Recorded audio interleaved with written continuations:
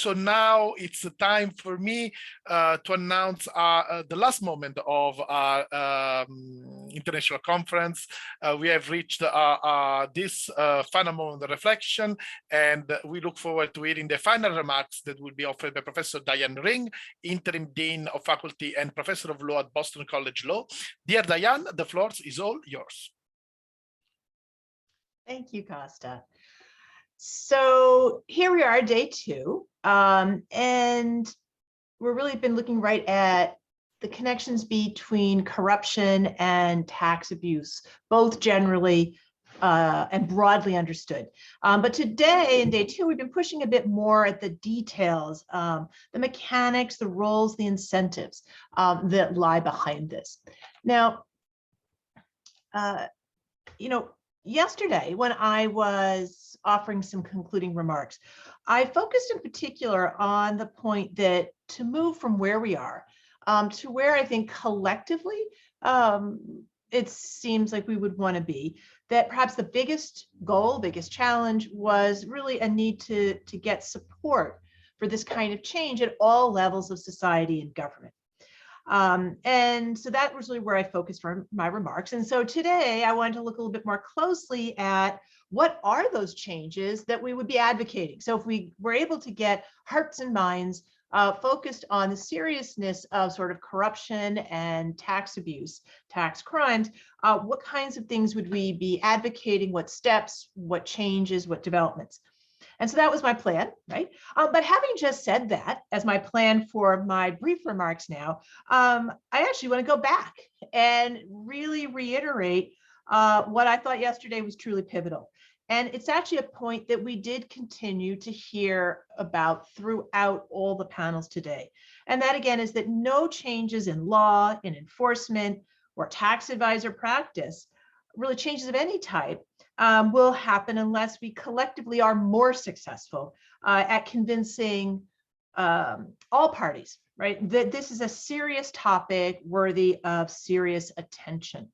And there were a number of, I really thought, particularly key points from today's program that sort of hit upon various aspects of that. And I thought I would first highlight those. So first, in the context of talking about regulatory capture, in more than one place, sometimes with actual examples, we saw a little bit of the idea that the government officials may often know about not just the generic problem of sort of kind of certainly tax abuse and perhaps the corruption that goes behind some of it, again, broadly understood, but they may know and may even talk themselves in a public sense about specific examples, but then they don't bother to take any steps. And sort of why is that?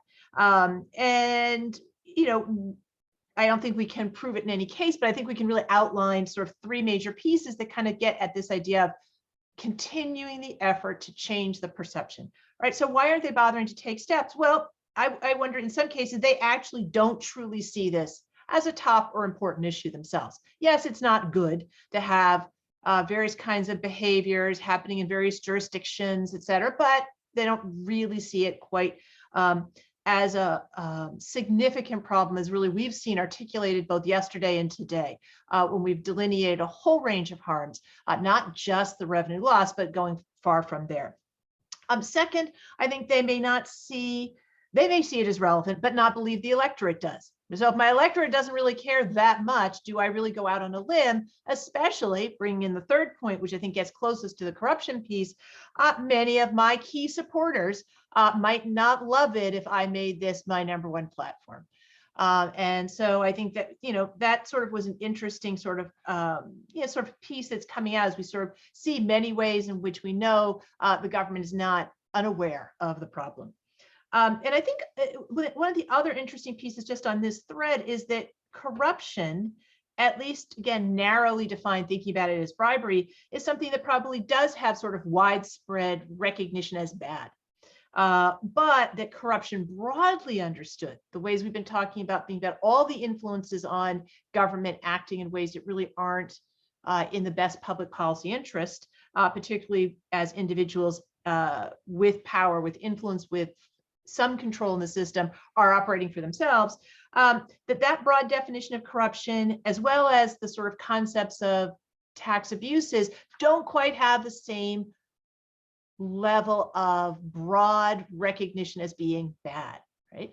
And I just wanted to raise here, I thought that the discussion of using tax crimes as a way to get at those who've engaged in corruption, where those charges are hard to stick, it almost made me wonder if that's partially why. That is, that the tax crimes are ones that are sort of easier to get. If you put it in front, they'll say, yeah, they did that. But, you know, because it's not so hard to say they did. It's not such a big deal. But to say they really engaged in a certain kind of fraud or corruption is more serious. And so juries have a harder time getting there. Anyway, I just thought it was interesting kind of fleshing out how there's still that discontinuity between how the public sees certain kinds of actions and then where they see broad corruption and tax crimes. Also in this vein of thinking about how we need to change perspective and where some gaps are, I thought the observations about state or regulatory capture going not just to sort of aggressive sort of quid pro quo or something quite like that, but in fact through narrative setting, right? That the ways in which certain actors are able to move one step back in the process and in fact shape the conversation. So rather than say, for example, us being successful in shaping the conversation of why this is a serious topic, they've been able to set a narrative that looks a bit different. And I thought that was powerful in two ways. First, it highlights the importance in changing perspective, because in fact, that's where the battleground is, right? It's not just in the rules, the implementation, penalties, technology, but it's actually in an actual battle over how to define what's important, what's valuable, what's at stake. And second, I thought it was powerful in that it tells us that even at that step of, again, trying to help the public, help members of government, even business, of the tax advising, financial advising sector, to see the real issues in a different light, that itself is a direct engagement with those who are taking a different view.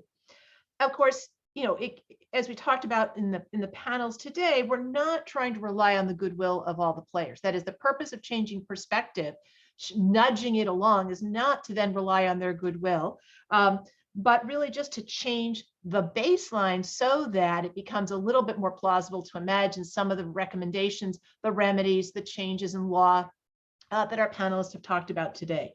And I encourage you, as I sort of put that out there as a big challenge for us, I encourage you to think about in your own jurisdictions, the kinds of conduct or behavior that 100 years ago, 50 years ago, or 20 years ago would have been either entirely acceptable or only viewed, well, that's not great, but. And then today is viewed quite differently. So I really do think it is possible to change baselines. It doesn't make all the problems go away, but I do think it's both important and possible. And that brings us to really thinking just kind of about all of those changes that we would be either incrementally or in more significant ways contemplating if we had the kind of broader support for it. And we've seen discussion today about, you know, sort of thinking more about preventative measures, sort of as opposed to just penalties, but sort of upfront ways to prevent, stop, or reduce the kinds of corrupt practices and tax abuses that we've seen. Discussion just, in fact, at the very end of the panel just now, talking about sort of collaborative structures and the infrastructure behind collaboration, the technology behind collaboration, what's needed for that to work well.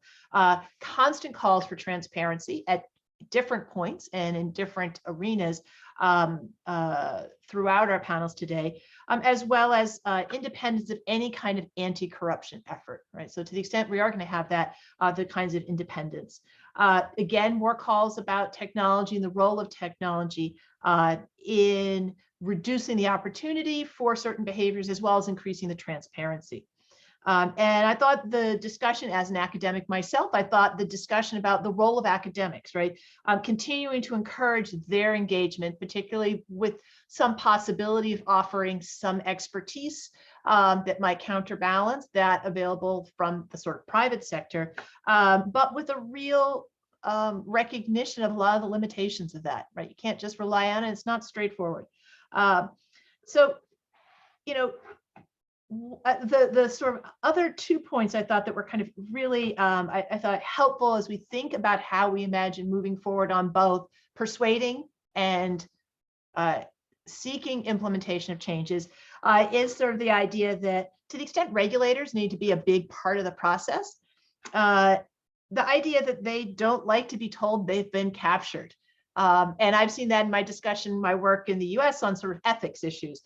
You know, nobody likes to be told they have been captured or they're distinctly unethical, and that they're facilitating or allowing bad conduct, corruption, tax crime. So, you know, how we think about getting groups on board, I think is an important part of it. And at the same time, you know, reference today about, you know, how businesses are seeing it, and that, you know, is or are the penalties of corruption and tax abuse, are they merely the cost of doing business? Are they just put into a calculus?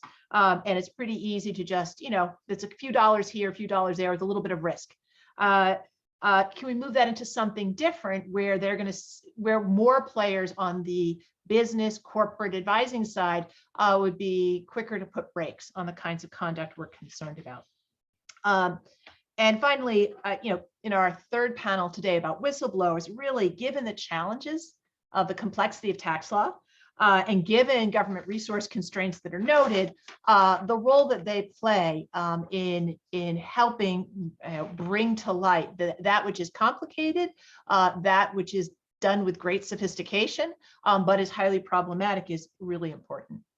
From all this negative, I did sort of want to highlight, and some of our panelists did as well, there are things that have been improvements. So I think it's never done, and it never moves in one direction, and it doesn't not move at all. So we've, you know, had discussion today as well as yesterday about the U.S. Corporate Transparency Act that came in 2021, increase in beneficial ownership registries in various jurisdictions across the globe, new changes in the EU about whistleblowers. So lots of movement, and a lot of that has come from some changing perception of the nature of the problem.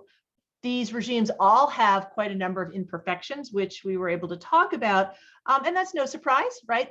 You know, those who are finding their conduct curbed by these provisions will obviously continue to push back, but then again, that's the natural back and forth and doesn't serve, to me, signal failure. I thought it was also useful, just as we close out, to note that there are going to be genuine disagreements about exactly how to move forward, right? What are those details? We've seen some today, you know, thinking about how much criminal, how much civil enforcement, how much should we try to find individual liability rather than corporate liability? What are the risks of complex reporting requirements? How do they hit different kinds of players, you know, different kinds of businesses? Are they manageable? And even revolving doors of various types. You know, governments do need expertise that can come from a revolving door scheme or sort of structure. Is that always bad? How do we think about that? But really, the greatest challenges, where I started, is getting the public, getting agencies, getting legislators, getting tax and financial advisors, and even really getting businesses to recognize that corruption and tax abuse are important problems, and that the ideas that really have been generated over the past 2 days are the kinds of things that people are going to be willing to at least hear and move on over time. So I thought it was a fantastic 2 days, really energized me. And Costa, back to you. Thank you very much, Diane, for offering insightful final remarks at the end of both days of the conference. They have really captured, I think, the essence of our discussion, and also trace in a way the line for future development, the research activities that have to be carried out in this area. So thank you so much again to all the speakers, the member of the audience, and all the fantastic people that over the course of the latest 2 years have cooperated with and supported us. I hope you enjoyed our final event. You will be able to access all the recordings of this final conference in a few days, as well as the other outcomes of the VIRTEU project online on our long-term repository, that is the Corporate Crime Observatory. Thank you very much, and bye-bye, everybody.